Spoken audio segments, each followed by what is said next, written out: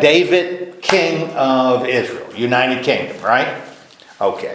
And he has established himself by doing what? What are some of the things he did to establish himself as king? Who did you He say? was a good military. Okay, Yeah. militarily, he's a good military leader. In fact, he has done what to show his military prowess? Defeated the Philistines. He defeated the Philistines and they've run home. In fact, so that's the problem in the West. He's dealing with the problem in the East. And who are the problem? Who's the problem in the East? If the West is the Philistines, who's in the East that he's fighting? Oh, the electrical. So Ammonites. So he's dealing with the Ammonites. So we've got both East and West. So militarily established. What else has he done? Well, he helped, he really helped that king, he, played a Saul. song. Okay. Yeah. Well, you saw, we talk about much later. David's already king, Saul's gone, okay, as a king. Okay. So he's established his kingship militarily, but you're right, and that becomes a big deal when you look at the David story, because, this idea that he played the harp to calm Saul down. When I put this up online in a blog, I'll put the passage and then I put some pictures on, and what I send as an email out on a Friday. Put some pictures, and one of the things you'll always see, or often see, like when David brought the ark into the city, it shows, and remember it said he was dancing in front of me, made Michael mad. But he's dancing, and in an awful lot of painting, particularly the classical paintings, as he's dancing, he's playing the lyre. Yeah. Because was associated with David. That's why when you look at the Psalms, Psalm of David, Psalm of David, Psalm of David. Now some of them could not have been written by David because they reflect the time that's much later than him. But what they did was, if it was musical, if it was a song, and most of the Psalms are, that's what the Psalms are, or songs, then They danced. David must have written it because David was the musician. Yeah. Just like when we see things in there associated with wisdom, like Ecclesiastes. Well, who must have written it? Or Proverbs. Who must have written it? Must have been Solomon, because Solomon was wise. So he had to write anything having to do with wisdom. That's just what the ancient people did, because they believed that reflected a quality of the person. They weren't doing it to plagiarize, or they weren't playing fast and loose. They just believed that this was in line with what this person could do, their talent. Well, David made sure his people were fed. Okay, so he's established himself militarily, socially. He's making sure his people are fed. That we've already heard. That's a good thing after he became king. Yeah. So he's doing that. What else? He relies on God. He relies on God. Constantly he's going to God, before he acts. So he leans on God. What else does he do with respect to God that becomes really important? Brings the ark back, because it was in somebody's garage, and he brings it back. Now, where does he bring it? To Jerusalem. And what about Jerusalem? He establishes Jerusalem as his city. The city of David is Jerusalem. So they've got a capital. Militarily they're safe. Socially they're being cared for. Religiously, we got a king who is dedicated to God and has brought the presence of God, i.e. the ark, into the city. David would appear to be what? The perfect king, for God's people, right? Okay, last week, kings go out in the spring to war. David stays home. And what happens as David stays home? He gets in trouble. He gets in trouble. Too much free time. Too much free time. David gets into trouble. And as we look at it, and again, I'll emphasize this over and over again, as we look at the story, these writers who put the story, although redactor who puts these stories here, I mean, they're really good because they build this story with Bathsheba. And what starts as a case of lust ends up in murder. You know, what starts here ends up in murder, and we don't see God present in this story at all. You know, we don't see it at all. Now, by the end of the time we get to the end of this story, dealing with David and Bathsheba, what has occurred? I said it started with lust, you said it ended in murder. What is the situation when we end chapter 11? He had her husband killed. Okay, he has Uriah killed, and he does. You know, he has him killed. Joab knows he had him killed. Yeah. You know, so Joab's in on this little conspiracy, you know, with David. And what about Bathsheba? After You're her right. mourning, then David took her. Takes her as his wife, and remember what precipitated this was that Bathsheba was pregnant. Bathsheba was pregnant. That's why David felt he needed to do. Now, again, if David had at any point in this process had done what? Murder. What's that? Gone to God. Gone to God and said, you know, I've screwed up here.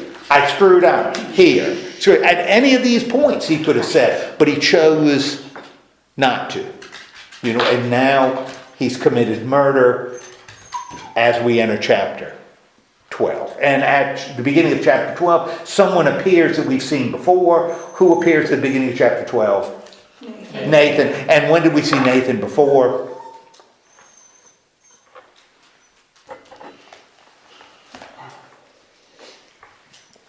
When did we see Nathan before in the David story? Because he's not new here. He's been here. Yeah. Remember when David got all this cedar from one of the kings that are in what is now Lebanon, and he for a house, for a palace, and he builds a palace, David then makes a decision. He's going to do what? He's going to build a house. He's going to build a house for God. If he built a house for himself, he's going to build a house for God. God shouldn't live in dens. And Nathan says, go for it, because Nathan is an advisor. Prophet, but prophets, that's what prophets are advisors to the king. You know, Nathan says, go for it, but God says, no, talking to Nathan, no, David's not going to build me a house. Instead, I'm going to build David a house, and his house is going to be his lineage that we're going to establish in Jerusalem. And Nathan tells David. Now, Nathan shows up again at the beginning of chapter 12 to David, and the writer wants to make sure we know that Nathan isn't doing that because he's decided to do it. Who has sent Nathan to David? The Lord has sent, God has sent him to. And Nathan tells him a story. And what is the story Nathan tells David? The rich man had company coming, but he didn't want to kill his own animals, so he took the poor man's one animal and killed it for the traveler. And as he tells us, and if we saw this in the New Testament, we call it what? What would we call it? We call it a parable. A parable, so a riddle, a story that has some kind of meaning that's deeper than the story itself. So, you know, he really emphasizes the relationship the poor man has with this one lamb. This is an odd relation. This is an incredibly close. Yes, he loved it. You know, he loves his it. arm and In fact, ate off his plate. he eats off his plate. And that's right. He would be the kind of lamb that one might put on a table, you know, and would walk around and be fed from that table. Yeah, you know, it's because amazing, which is hard to believe that you would treat an animal like that. Amazing. Anyway, the rich man then kills the lamb to feed to his visitor. And how does David, when he hears this story, how does David respond? He's angry. Oh, he is all kinds of angry. And what does he say? That the man should be killed. Yeah. Okay, the man deserves to be killed, but before he does, before we do any foolishness, he deserves to be killed, Pay for the lamb 4 times over. should have to pay for, there are consequences to his crime. Yes. So Yes. David is angry, feels anger about this, and Nathan says to him, You are the man. you are the man. Okay? And then what does Nathan remind David? Speaking for God, speaking for the Lord. How much he had been given and He was anointed. Okay. handled. You've been given a whole bunch of stuff. So in this little parable, you are like the rich man. And that wasn't enough. All the stuff you've been given. Instead, what did David do? Kill Uriah. Okay, he kills Uriah. So, and all of this is you. What? Nathan said, you did it. Why did he kill Uriah? Why did he kill Uriah? What, according to the story, according to the parable, Oh, that's right, that's he right. killed Uriah in order to get, I like the forgot. poor man's lamb, I forgot, sorry. took Bathsheba, so killed Mariah. And so this is what you did. Now, remember, the story sort of ends there. David said the consequences for the rich man are severe, should be severe. What does Nathan say, speaking for God? What does he say will be the consequences of David's action? The Lord's going to bring calamity upon him. Okay, you're going to have problems. And in particular, where are the problems from where are they going to come? Where are they? Others else. Okay, good. The problems are going to come inside your own house.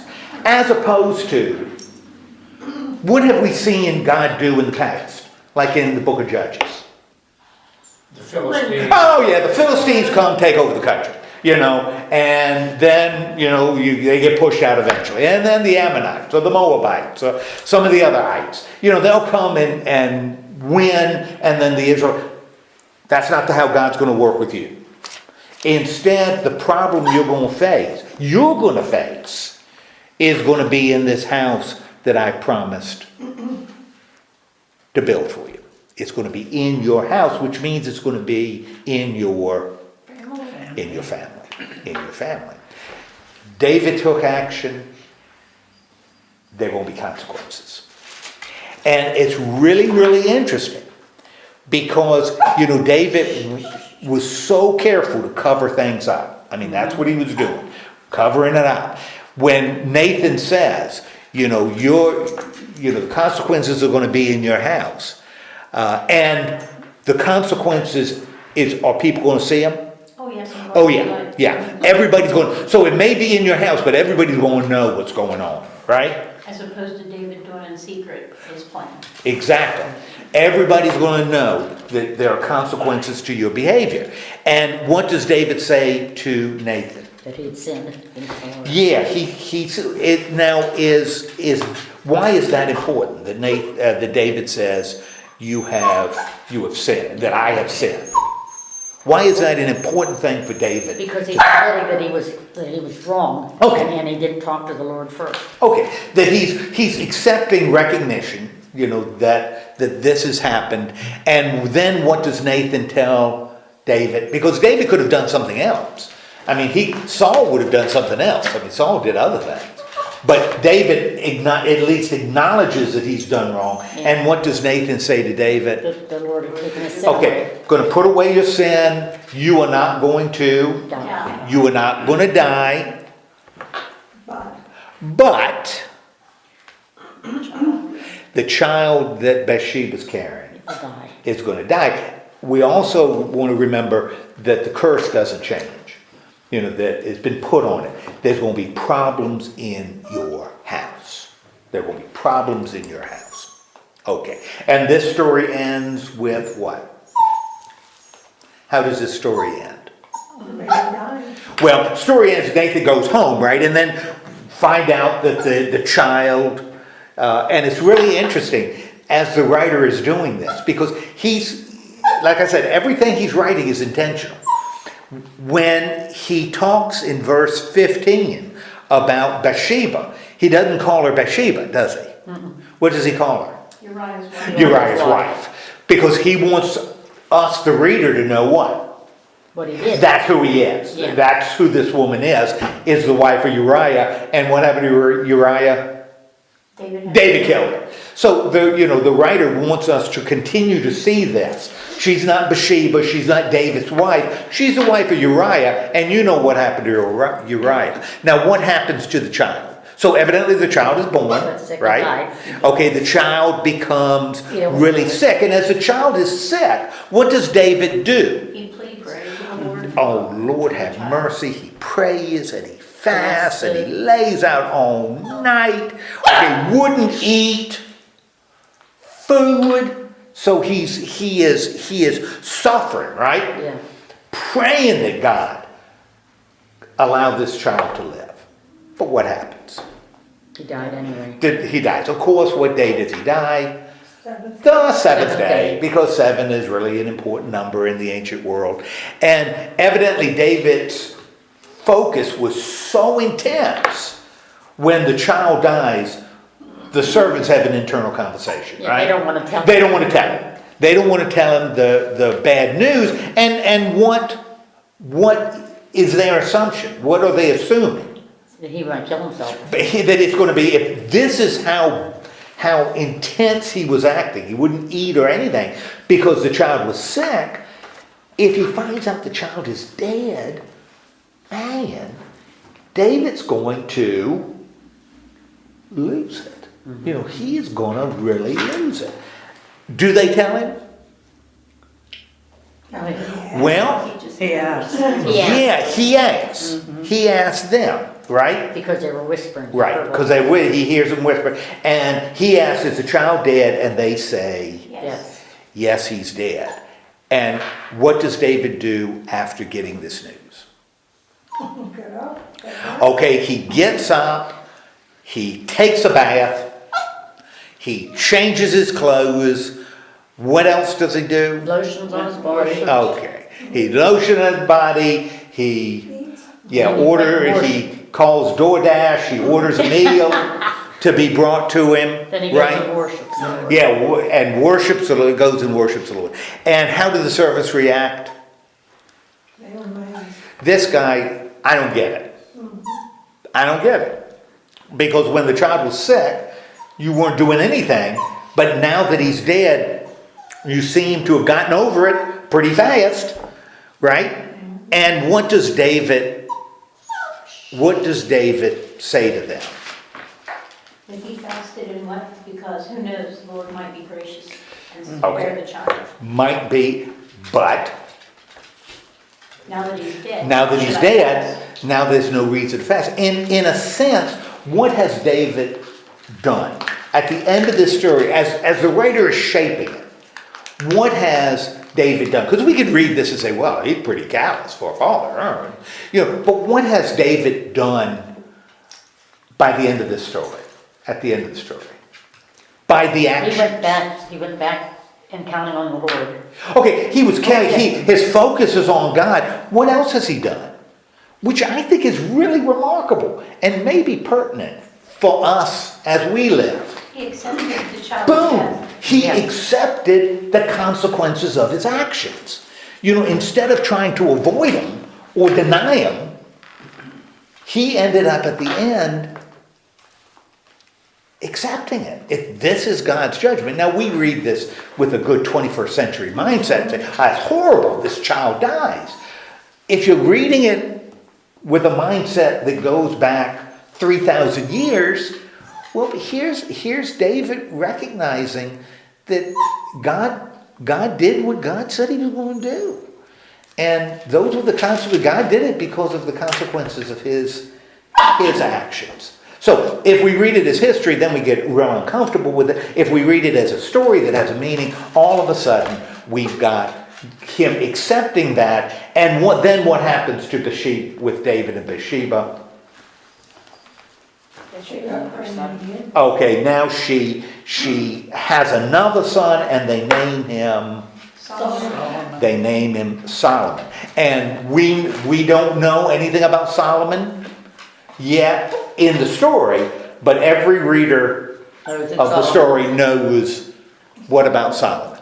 He was wise. He's going to be wise, and he's also going to be the next king. And if David had glory, Solomon's going to have more. So we know that Solomon, now that becomes interesting, that Solomon, this great king that's going to follow, maybe the greatest of the kings. Certainly if we read the books of the Chronicles, he is the greatest of the kings. What does this show about, not only about God, but about what David has done? In other words, if we take all of this as parable, not just Nathan's little, but all of it as a parable, something that we can relate to ourselves, what is this suggesting about God? But he's a loving, forgiving God. Okay, God is loving, God is forgiving, God is merciful, God is gracious, right? You know, what does it show about us if we take this as sort of a story that we can apply to ourselves? Because we should know that we should be able to go to the Lord and talk to the Lord and ask forgiveness. There is still grace involved. Yes. But there's grace involved, but there's consequences. There's consequences for behavior. Yes. I think that's a big deal. Because sometimes religious people tend to drift into the idea that No matter what they do, God bails them out, Yeah. and there are consequences to behavior. And you can't read the story of David and say there's no consequences. God is just going to wipe it clean, and because that's not David. And remember, we also want to file back. You know, Nathan said, you know, you're going to have problems in your family, in your house, and just because this child died doesn't mean that part of the judgment, the consequences are all of a sudden wiped out. Okay, now we got a couple of loose ends, or one loose end, and what is the big loose end at the end of 12? We got to clean up. After all of this about David facing consequences, accepting it, okay to ask. So that, you know, when David is asking for God to save the life of the son, you know, I immediately thought of a time in Jesus' life. What time it was very similar in the life of Jesus. Because they wanted to kill Jesus, the other king. Well, remember with Jesus, right at the end when he's at Gethsemane, according to Matthew, Mark, and Luke, what does Jesus pray? Father, take this from me. Take this from me. You know, take this from me. And at the end of the prayer, Jesus says, not my will, but yours. And I think something very, very similar is going on with David. You know, please don't cause this child to die. But if the child dies, you know, I'm going to accept it. I'm not going to curse God, you know, because that's what I was told of the consequences of my action. That's what I was told. And all that happened was exactly what I was told. All right, so we got to clean up the Ammonites, right? And if David committed a mistake when he stayed in Jerusalem when the other kings go out to war, what ends up happening with the Ammonites? Because Joab is still fighting. You know, all this stuff is going on. But Joab has the army and he's still fighting the Ammonites. What does David end up doing?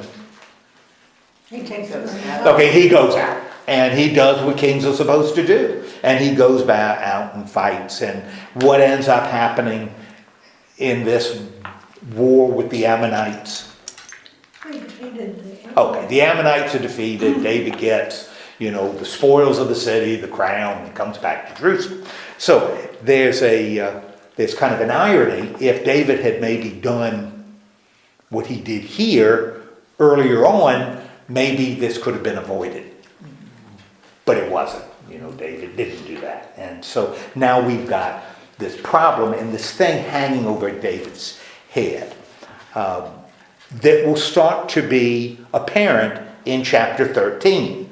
Because who's introduced at the beginning of chapter 13? Amnon, Okay, well, we got several, right? We got Amnon, Absalom. and we've got Absalom, and we have Tomorrow. Tamar, who is God bless you. the sister of Everyone. Absalom. Well, understand, everybody's sister. Probably Amnon's half sister, because David has a lot of wives. Yeah. So but he will call her, which means the writer is intentionally doing it, will be calling her his sister because they have a common father. Okay? So there's Tamar, sister of Absalom, and Amnon, who is, by the way, where does Amnon stand in the family? He's David's son too, so is Absalom. So Tamar is his daughter. Where does Amnon stand in the lineage? Amnon is the oldest of David's sons, That's what I was thinking of. which means Amnon is Heir to the throne. heir to the throne. So Amnon is heir to the throne. Now, what is Amnon's issue? He was obsessed with. He is obsessed with Tamar. He is obsessed with Tamar. And we could say obsessed. What would be other words that one might use to describe Amnon's feelings? Infatuation, yes. Yeah, but it's deeper than that. Yeah, okay, deep Yes, infatuation. it's like lust and Lust, maybe, would be a good word. Now, I think that's what it was, more in lust than he was in love. well, Sort of. we'll hold on that because we're going to find some things out in the story. Now, Amnon has a friend, Jonadab. How did you say that? Jonadab. And Jonadab is, David's nephew. Big Okay. cousin of his. that's right, he's a cousin. And the writer tells us, because again, the writer tells us everything we need to know. The writer tells us what about him? Jonadab. He asked him, or? Well, He even asked him before, why he looked- as He was shrewd. he is shrewd. He is shrewd and he is crafty. Okay, and so we know, and that's good, the reader knows, that when he says something, we're interpreting it as something that is crafty, something that is shrewd, not loving and honest. Right? So the writer isn't stupid. He's telling us how to interpret. So we're looking at him like this. All right, what happens between the two? I'm not talking about Amnon and Tamar, but between Jonadab and Amnon. He wants to know, Jonadab wants to know why he looks so haggard. Okay, you look rough.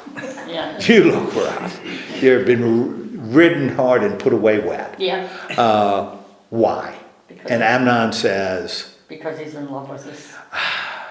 I'm in love with Tamar. And again, the writer tells us, because he doesn't want us to forget, what? My brother and sister. All right, she is my brother's sister, which means lurking in the background is incest. Not just lust, but incestual lust.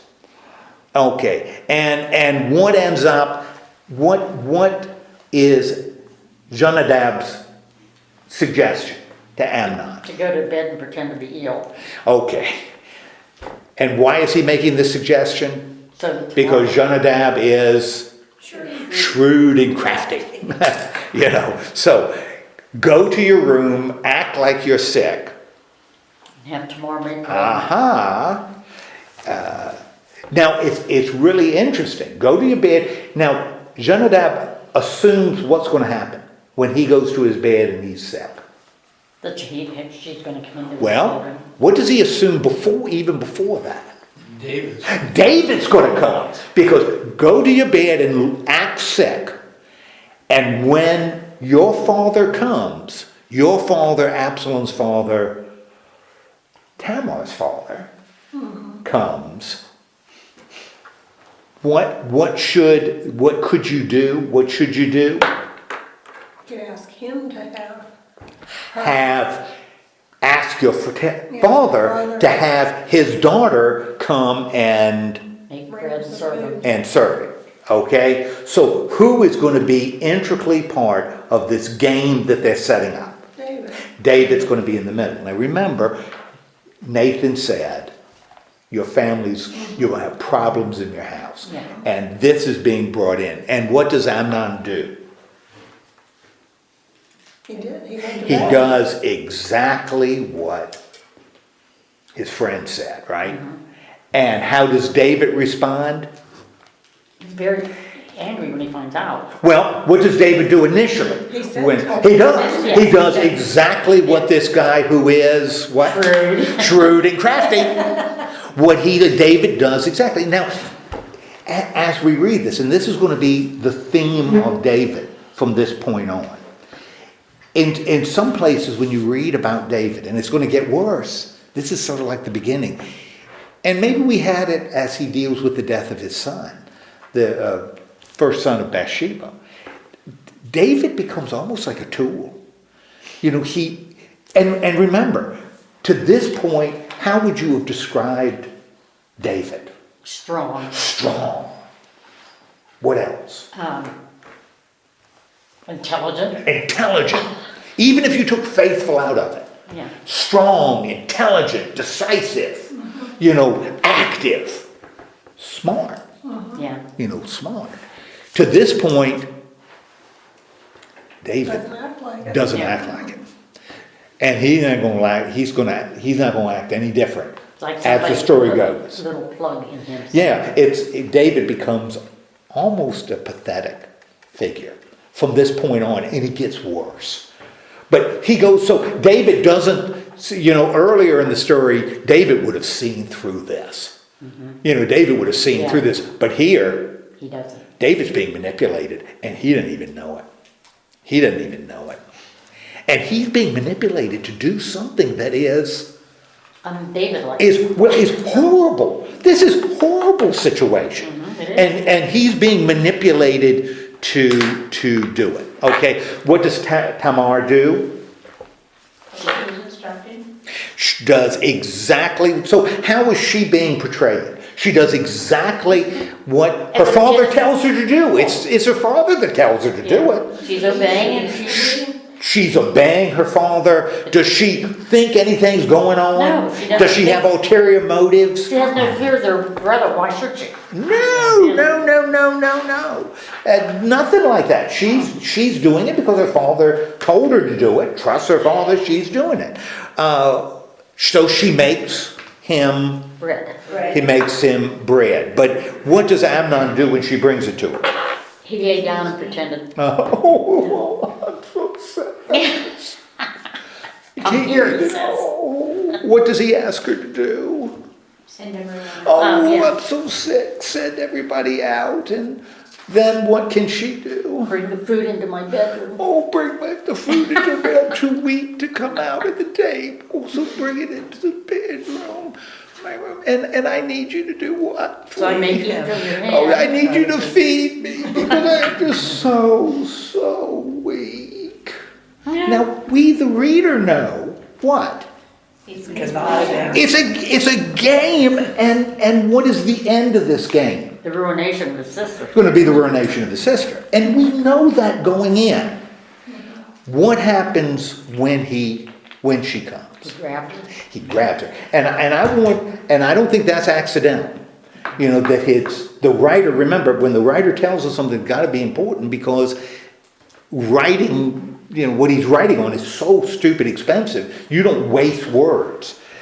So when it says he grabbed her, what's being introduced into this story that wasn't there before? When it says Amnon grabbed Tamar. kind of like forcing her. Yeah, we got a little violence being introduced. So he's not coaxing her.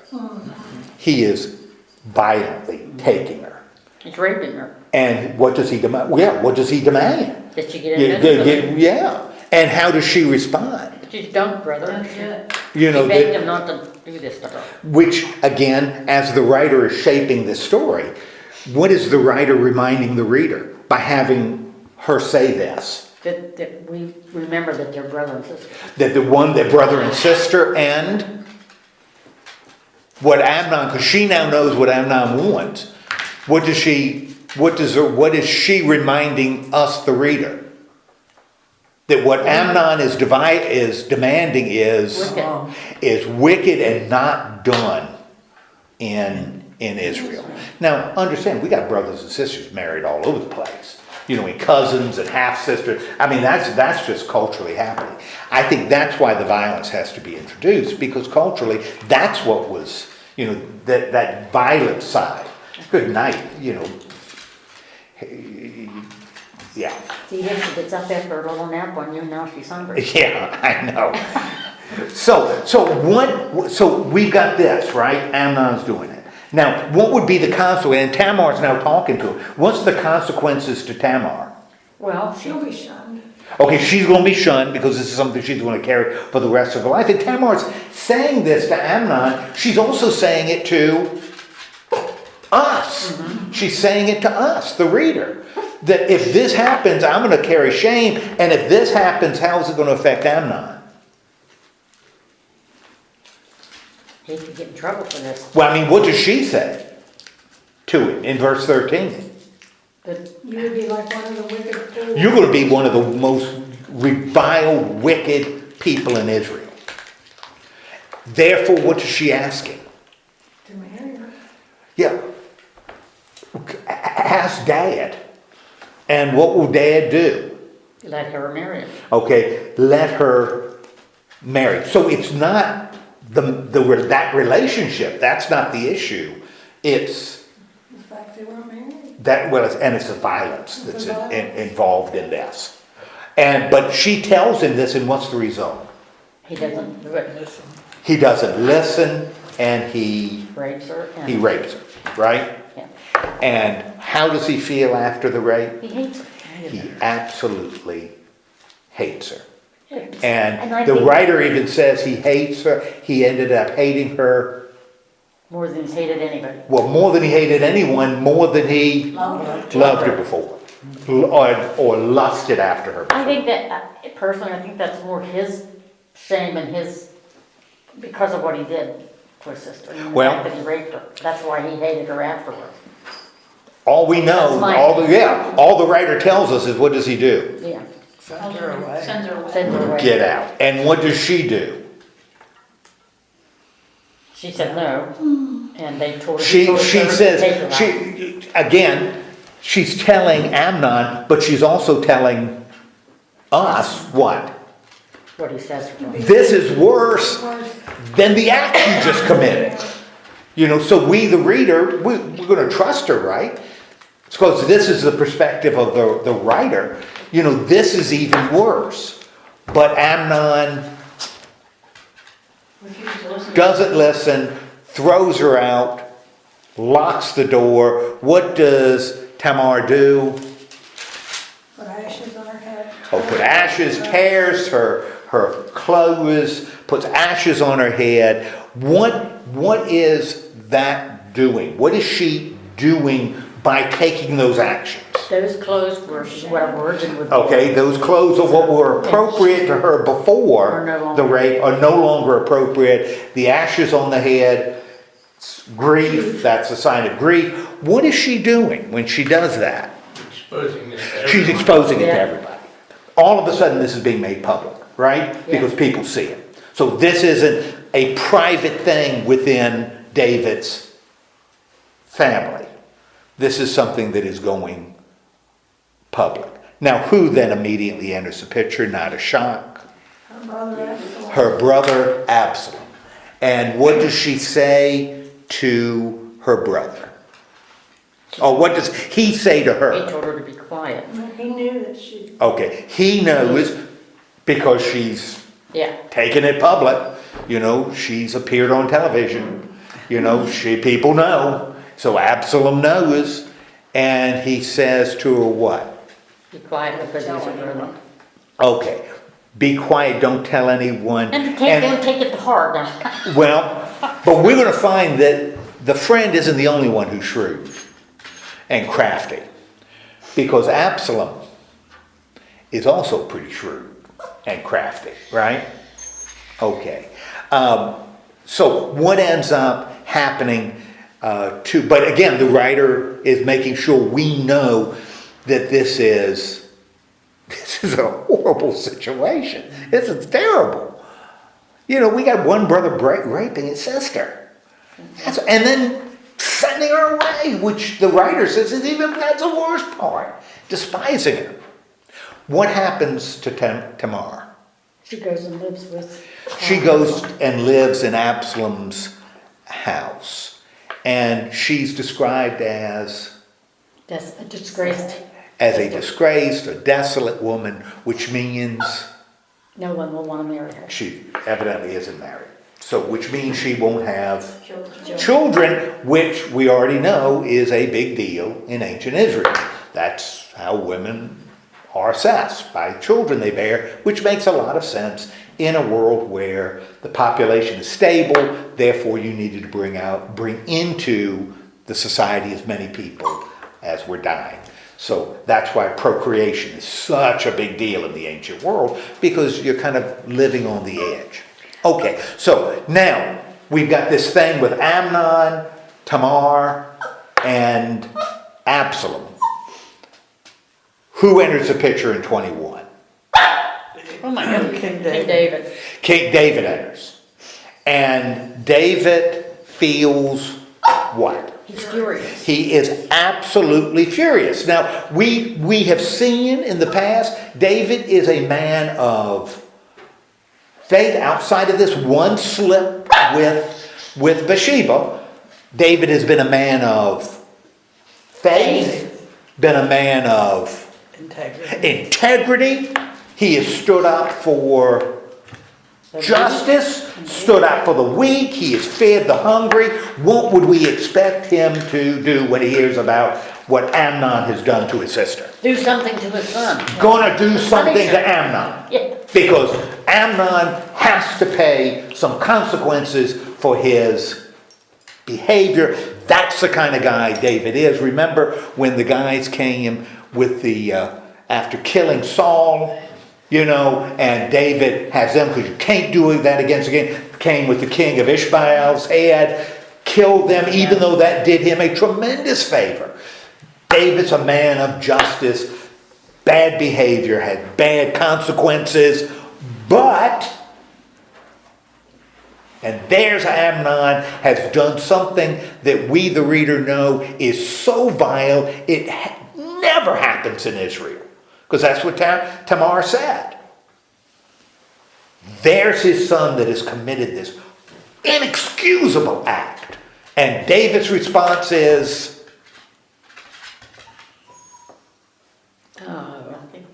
nothing. David's response is nothing. And why?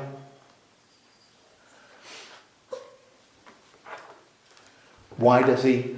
Not doing it because it's... Well, what does the writer say? It just says he was furious. He was furious, but he Furious. wouldn't punish his... Why won't he punish? That's his son. Because that's his son. That's his son. Now, this then becomes like a weakness introduced into David's character. Because in the past, David would have held his son accountable. Yeah. But he won't do it now. He won't do it now. What is happening to David? He is growing weaker in his... Okay, good. David is becoming weaker and weaker. What's happening in his family? There are all kinds of problems, like God promised. Yeah, I don't know that anybody faces this. Oh, I hope people don't face this in their family. I know it happens. But this is his family. But it gets worse. Because what is Absalom's relationship with Amnon? Not really anything. Not much. There's not much He rate doesn't really relationship. talk to him. Yeah, doesn't talk to him. How long does Absalom wait? Until the shearers come. Okay, we got a shearing thing, right? And what does he say to his father? Now remember, Amnon manipulated David, right? That ended up in the rape of his daughter, of David's daughter. What does Absalom do? He's gonna manipulate. He's going to manipulate David too. And what does he say to David? First he asked him to go along and David said no. Well, what does he want? He wants all the stuff. Okay, get all the sons. We're having shearing sheep. We're gonna have a big party. Want my brothers there. All my brothers there. And David, which shows that again, the writer telling the reader, we should be suspect about what's happening because David's response is, No, yeah, I don't think that's a good idea. no. You know, not all of them, right? Because that'd be a burden to you. Yeah, But Absalom does what? he urged him, And David, finally gave his blessing. No, he still refused to go. No, it says here he gave his, Well, he gave his refused to blessing. go, but he gave him his blessing. wouldn't have, but gave him his blessing. Yeah. He won't go, but he'll give him his blessing. Okay. Who does Absalom really want at this point? And He wants Amnon. And what does David say? He wants to know why he should go. Yeah, we the reader already know the answer to that, right?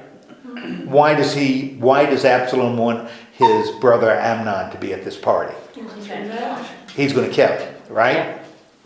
And what finally happens? he gets him, he gets killed. He gets his way, right? Yeah. David relents, Amnon goes, the other sons go, and there's a big feast, right? Yeah. And what does Absalom command the servants? Once he's drunk, to strike him down. Okay. And don't worry, because they're raising their hand against the king's son, the heir to the throne. What does Absalom promise them? But there will be no consequences because he gave the order. I'm taking care of it. What happens? They did. They did. They did it. They end up doing it. And it's so Absalom ends up doing what? Killing his brother. Have we heard? Now I've read that. I'm experiencing Cain deja and vu. Ooh, Cain and Abel. How did God look at Cain and Abel? How was that judged? Well, he loved one and hated Well, I mean, that's the background, but how did God judge the act? How was the act presented? Cain killing Abel. Or, yeah. Was that a reasonable thing to do in the sight of God? No. No. Killing your brother is really, Wrong. really bad. But that's what's happening here. And where is it happening? Inside of David's family, right? Yeah, just like God said. Ooh, just like God said. David is doing what? What is David now facing? The consequences. Consequences of his action. Now, Amnon is dead. We got his brothers there, right? That must have been a downer at the party. You know, what did the other brothers do? They sober up really fast, and what do? Leave. Yeah, they get on their donkeys and take off, right? Yep. Yeah, now, David receives a report, right, of what happened. What is the report that David receives? That all of his sons. That all of the sons, so all of David, which would include, Absalom. And who? Amnon. Yeah, it would, well, after that Absalom has killed all of them. Yeah. So Amnon is dead, who else would be dead? Solomon would be dead. You know, so all of them are going to be dead. And how does David respond? Tore his clothes and laid down. Tore his clothes, and he's mourning. Now, again, David is becoming a weaker. Is the report true? No. No, but David is doing what? Warning all this. Reacting as though It was. Yeah. it is true. right? And his reaction to the slaughter of his whole family is he's feeling grief, right? What would David, 5 chapters before, what would he have done? What would David have done? He would have went and taken action. He would have taken some kind of action, for crying out loud. The first thing he would have done is he would have at least thought about this report he was getting, right? Before he sent somebody acted. out to check or something. Yeah, before he tore his clothes in front of his servants and went into a state of mourning, he certainly would have checked to see. But he's not doing it here because David is what? Weak. He is weak and kind of pathetic now, right? In fact, who ends up straightening, talk about irony, who ends up straightening the king out? The shrewd guy. Jonadab, the shrewd guy, the guy who is crafty. He's the one that straightens David out. The one who is kind of the guy who is behind. I'm thinking, gosh, and I don't remember the characters' names. One of my favorite plays, I saw it in Indianapolis live, was Othello. Wow, what a play. And it's all based on the friend of Othello telling Othello about his wife. That isn't true. Firing him up. That's what the friend does here. But he's the one that straightens David out. Jeez Louise. David is a mess. Right, he is a mess. So Amnon is dead. What does Absalom, the brother, do? But the other sons are... Fine. are alive. The other sons are alive. So that's okay. It's just Amnon. And Amnon died because, in a sense, Absalom did But David what David should have done. Absalom did what David should have done. And he didn't do it.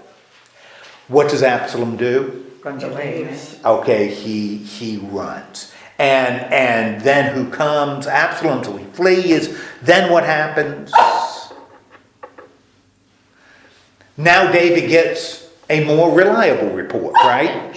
And he hears what? That they only one. Okay, so this is the other side, so only one. And where does Absalom go? He goes to another place, to another king, Yeah. right? And as Absalom runs away, and gosh, you got to allow yourself to think that David is pathetic.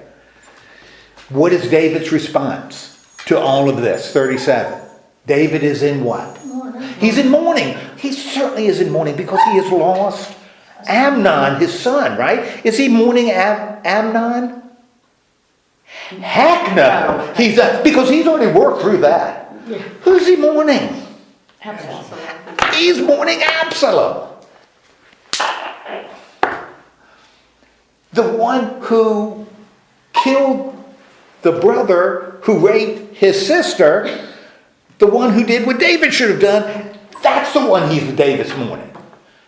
He's not even mourning the one who died. He's mourning the one who's no longer around anymore. Well, he didn't have the guts to punish the son. Yeah. Before, so somebody else did it. Oh my gosh. David is a mess. And fortunately, his family is now working it out, right? His family is much better now than it was before. Heck no. His family's a mess. David is a mess. David is such a mess. Who has to step up? Joab. And who is Joab? He's the son of Uriah. Oh, it gets worse and worse. Joab has to step up, right? And what does Joab recognize? That he was missing that. That David is a mess because he's missing Absalom. He's missing Absalom. So what does Joab do? Talk about pathetic. What does Joab do? He sets up a plot. So we got all these plots being worked out, and David is just there. Yeah. He sets up a plot. In essence, what does Joab do? Makes him. Now, if we were telling this to a modern group, what does Joab do? sent a woman. Y'all, some of y'all went to see Jesus Christ Superstar on Sunday, right? The people on the stage, none of them were the characters they played, right? They were Actors. right. They were actors reciting lines, singing lines. You know, what does Joab do? He's doing the same He thing. hires A woman. he hires an actress, Yes. right? Because he does what for her? He hires an actress and then, Sends them to the king. but before he tells says, her what to he say. tells her what to say. Yeah. He gives her the Dialogue. script. He gives her the script. This is what you're going to tell the king. Which means what she's telling him is a story. It's not true. But she's not saying like Nathan, who told this parable, that, was a story. She's saying it as though It was true. it was true. And what is the story? Almighty King. About having someone who was killed and. Oh, yeah. And now her son is Yeah. gone, and the other people, they want to kill him, won't let him come back. But if he stays gone, what's her situation? She'll be left alone. She is left alone, and that is not a good situation for a woman from Tekoa.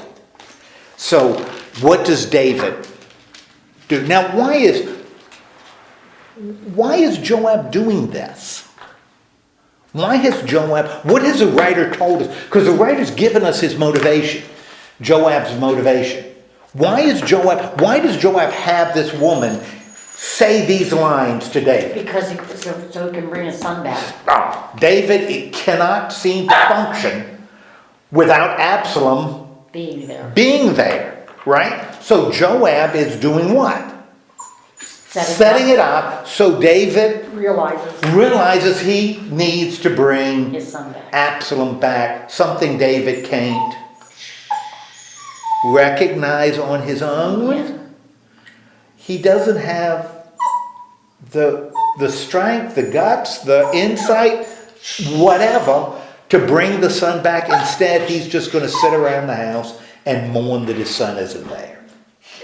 So, what does David say to this woman who's an actress? Believing her story applies to... He says, as sure as the Lord lives, he will not let one hair of her son's head will fall to the ground. All right. So David says, bring that boy back and he will have my protection. And what then does the woman say to him? Then he asked him why he hadn't brought his son back. Why haven't you brought your son back? Now understand, the woman is saying things what?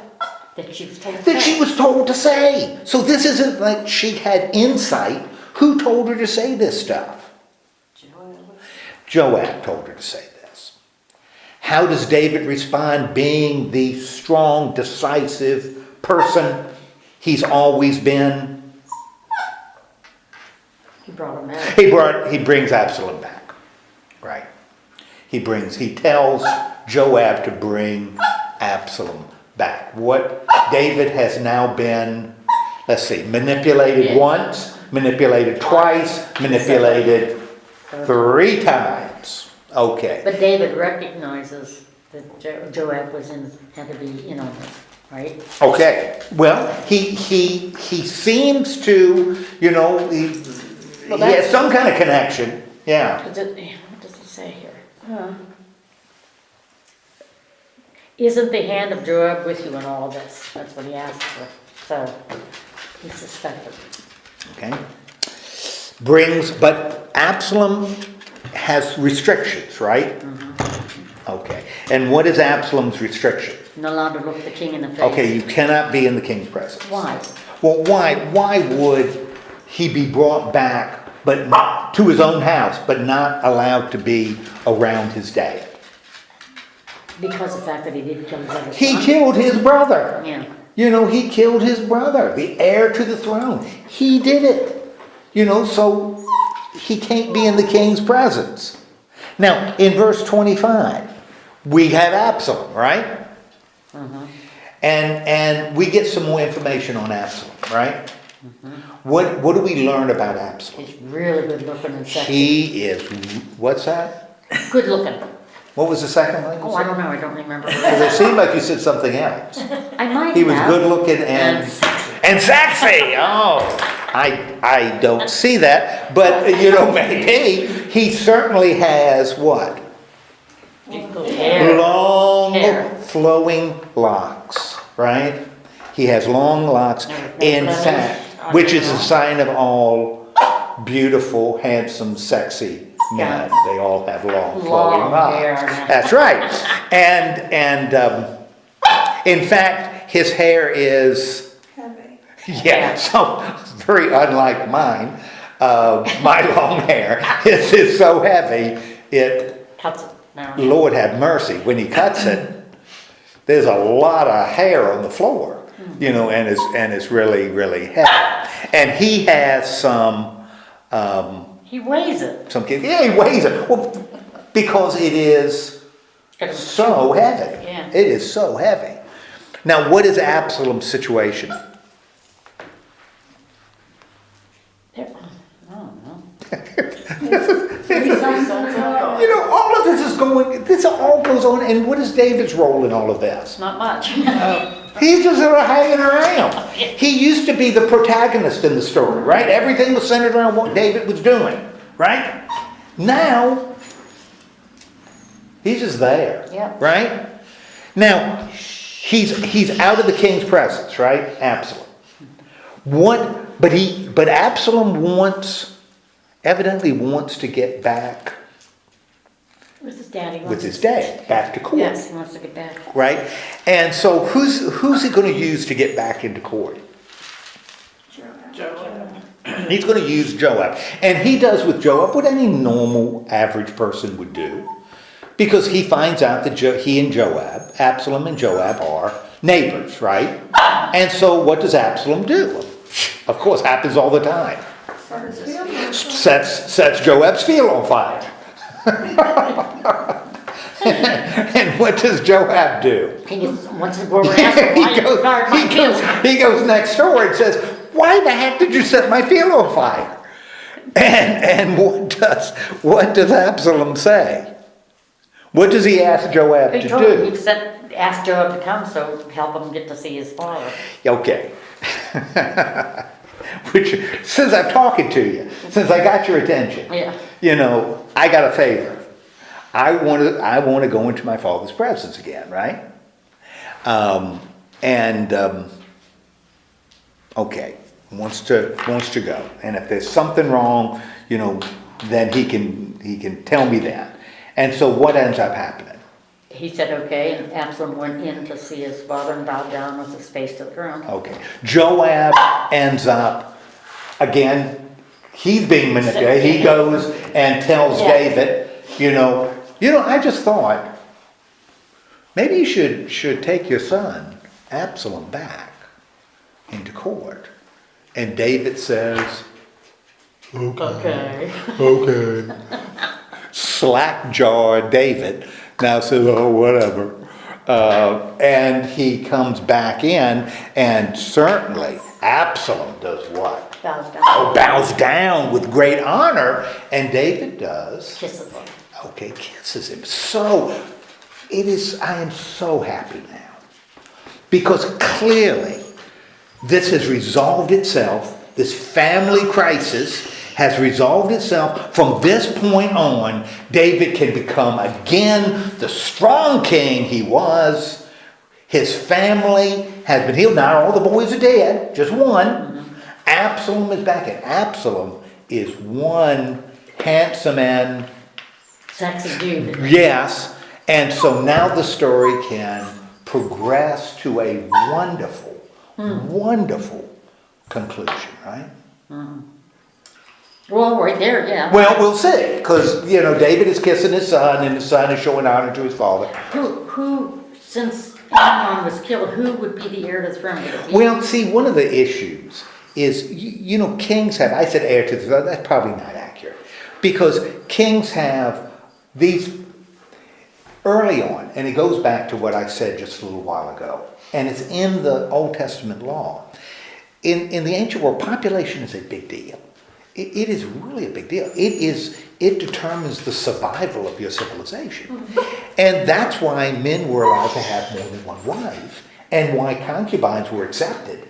Because a man could have 30 women pregnant, but a woman could only be pregnant by one man at a time. And in a time when infant mortality is incredibly high, and women died in childbirth all the time, you needed a lot of people to produce enough to keep the society going. So kings would have harems, you know, they would have harems with a lot of wives. And so who becomes the king would often be associated with what wife is the favored wife. Her child would have a higher status. And we even see that alluded to in Genesis. You know, remember the story of Jacob and Rachel and Leah? And Leah has children first because God is blessing her, and you know, we have servants involved and all kinds of stuff. But remember the oldest, the first son born, the oldest was born to Leah. Remember who she was?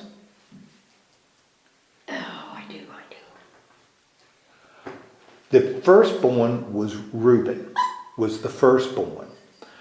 Was Reuben the most important of Jacob's sons? No. Who was the most important of Jacob's sons? The name of his sons. What's that? Joseph. Joseph. Why is Joseph the one that gets the multicolored coat? He was the youngest, Well, and he was the favorite. why was he the favorite? Because he loved her the most. He loved Rachel more than Leah. And that's why Jacob becomes the favorite. And when Jacob has a brother, that's why Benjamin becomes so important that they don't want to send Benjamin, you know, during the famine and going to get grain. Didn't want to send Benjamin because if something happened to Benjamin on the trip, Jacob had lost Joseph, would lose it. You know, he would lose it. And so that's what you're looking at, is you're looking at the son of the wife that's the favorite. Often. Sometimes, you know, it was based, but you had a lot of sons. Sometimes it was based on the quality of the son. I mean, fathers who were kings were aware that some sons, and you want your line to continue, some sons were more competent than others. And you don't want an idiot son to have your business, even if he's the firstborn. Yeah. So you would get another one. On the other hand, some kings did it the other way. And that was King Herod the Great in Palestine. Herod the Great, the one that killed the firstborn, was trying to get Jesus the star in the sky and all that. What he did historically, because he was jealous of the sons he had that were competent, that were sharp, he was jealous of them because he was afraid that they would overthrow him. What he did was he had all the ones that were competent killed. So he killed his sons, anyone that had talent, he killed. So he was left with what? He was left with idiots as sons. He was left with idiots. One was Herod Philip. One was Herod Antipas, the Herod that shows up in the Jesus story. That's the one who's in Jerusalem. And another one, Archelaus, which in Greek means king, ruler. Archelaus, who becomes king of sort of the core of Herod's territory after Herod dies. He is so incompetent. He is such a loser that the Romans fire him because he has so little ability to rule his kingdom. And it's not because they were rebelling. He was just really incompetent. So the Romans ended up firing, sending him off someplace else, which the Romans tended to do in their empire, and took over the province and ruled it as a Roman province instead of a client kingdom. Because the sons Herod left behind All gone. were idiots. All gone. You know, they just weren't much. All gone. And so I said he was the heir, he was the oldest. Whether he would have been the heir or not, you know, who knows? You know, as he's described, Absalom probably has more of the qualities of the heir than Amnon ever did, because he's beautiful. And we've already read the story before. Who else was beautiful? Tamar was. Well, Tamar was beautiful. Who else? Earlier in the story. David. David was beautiful, and Sexy. Saul was beautiful. You know, Saul was beautiful, David was beautiful. So when we see beautiful, we're thinking king material, because the writer has told us. You know, the first two kings of Israel, both of them had one quality in common. They were really good looking. And Absalom certainly applied. But he's introduced this business about hair. So we're guessing hair is somehow going to play a role in the story later. I think one of the things that as we kind of move past it, we just file away. You know, we've got behavior and consequences. And David is paying the consequences for his behavior. Maybe not only is that something we should expect in our own lives, you know, that there are consequences, but also maybe we need to recognize it as we look at others. You know, behavior has consequences. It just does. And that's part of God's intention, not that you skate. So anyway, next time we're going to look at chapter 15 through 18:8. 18:8. And if David's family is dysfunctional here, we just haven't even begun. We're scratching the surface. It's going to get worse. And some very sad. He's a pathetic. I had a conversation with a guy I've been having online lately, and you know, he was talking about David as an example, you know, and especially, you know, David sinned, therefore we, you know, da da da da. And I said, well, you know, after David did this with Bathsheba, his life was not good. You know, this wasn't a good. Be careful using David as a story. Because after this point, David is not a heroic figure. He is a pathetic figure because he pays consequences for his actions. So you've got to be real careful when you use David as a positive example, because he's not a positive example. He's fallen so far. Yeah, and I'll tell you, somebody else who's going to fall, Solomon. The same thing's going to happen to him. Solomon, later. Same thing. Of course, it's fascinating that the writer of this portrays David in this way, because it'd be really easy to portray him as perfect. Yeah, he's the great hero of the past, but he's not. He isn't. And because this story is really about who? God. This is God's story. This isn't David's story. This is God's story. And God's always in control, not David. Now, when I think of Solomon, all I remember, the thing that stands out for me is the baby. Oh yeah. That's always what comes into my mind when I think of him. Yes, and we'll talk about Solomon. He's smart. He's going to be a smart guy, but Solomon had his own weakness. But you know what that is, yeah? Yeah, he's going to have a big weakness.